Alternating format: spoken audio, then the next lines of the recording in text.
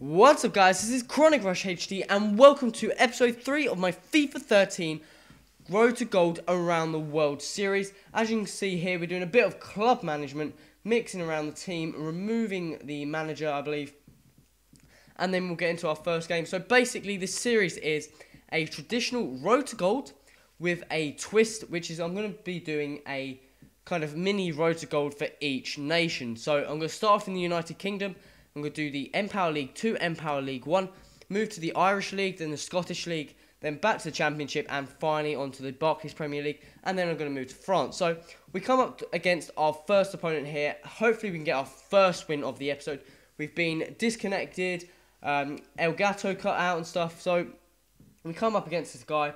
We're in the yellow kit, he's in the white kit, and I'm hoping again for a bad goal team, but he's got low chemistry with slow strikers, which is pretty good, and a striker as a left back. So this guy doesn't really know what he's doing, but he plays a through ball in, which gets caught. Stones picks it up, passes it to Lee. Lee from the halfway line to Richards, who turns out to be a quality player.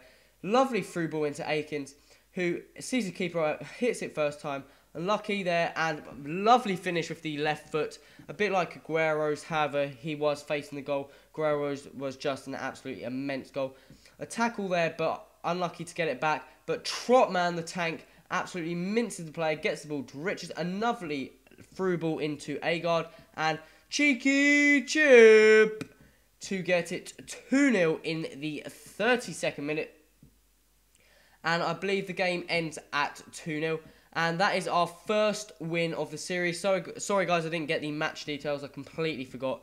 But that is our first win. And we've got 522 coins. And I'm thinking of going out to go and buy some players just to strengthen the squad. As you can see, I haven't got any I haven't got a decent right wing, decent left wing. So I go and search for a left wing. And there's a silver player called Grant, I think. I'm not sure his first name. This one here, the Jamaican player. And I put a quick bid on him for 150 coins. But the kind of bidding starts getting in a bidding war. He's actually quite a good player for episodes to come along, guys. So watch out for this. But I'm waiting until the 50-something minute. I think I'll eventually speed this up. I just want to show you me bidding on the player. But I'm also looking at other left wings on Foothead, which is a very, very good site to use if you guys are looking to build teams, find players, find their stats, in-game stats, skill rating and prices. And you can also make your own teams on there, see if the chemistry fits together and all that lot.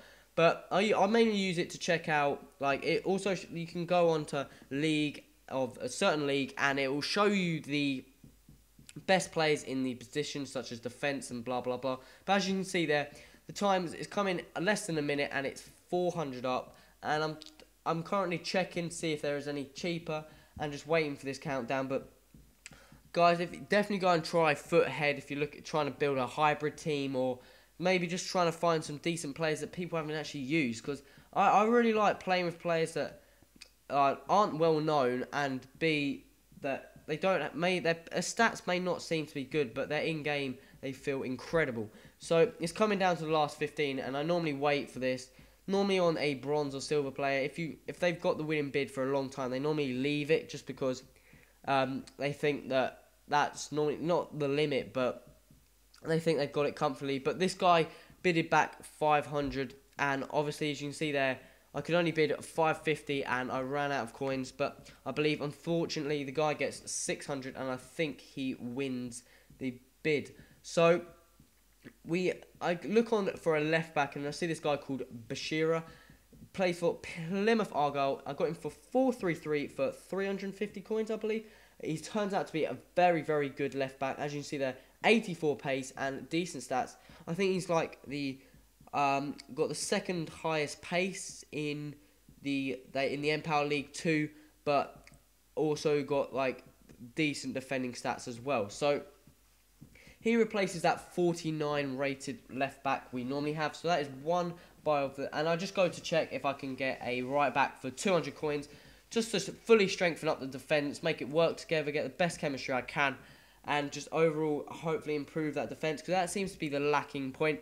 I seem to get outpaced quite a bit, but I find it sometimes it's quite hard of a struggle to find some decent players, because for right backs you want some pace, but you don't want players that actually have bad ball control, badish defending, but because they're not going to be that good. But we move on to the second game of the episode, and as you can see there, we pretty much need a right mid, a left mid, and we need to replace that silver centre mid because he's not actually in the Empower League 2.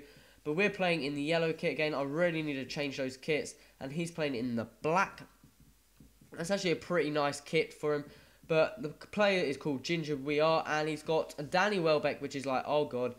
Javinho, which is pretty pacey. They're all pretty pacey players, but I pick it up in the middle, play it into Agard, a lovely turn out of the body, and a rocket of a shot into the bottom right corner for the first goal in the 64th minute. Comes up to the 75th minute, I believe, and I think he's made a sub to put Morales on. It gets fallen into Oscar's path. He runs down the right. As you can see there, he's got quite bad fitness, so I can keep up with him. But plays it into Richardson, and that is going to be an easy finish for him. So that is 1-1 in the 78th minute, and it finished 1-1.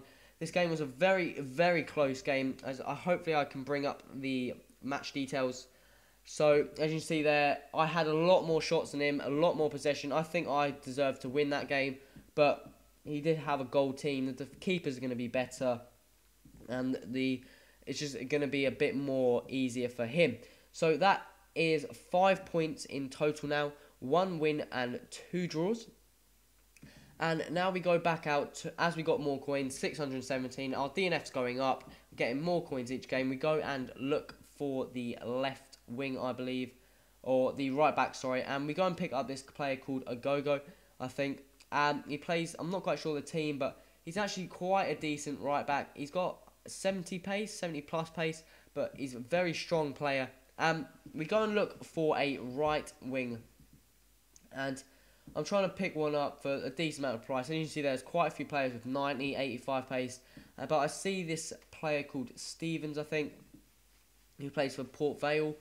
But he seems to fit quite well in the team. I don't get him yet, but as you can see there, I try and remove it. I just don't like having people in the watch list, but I go and search for Grant again.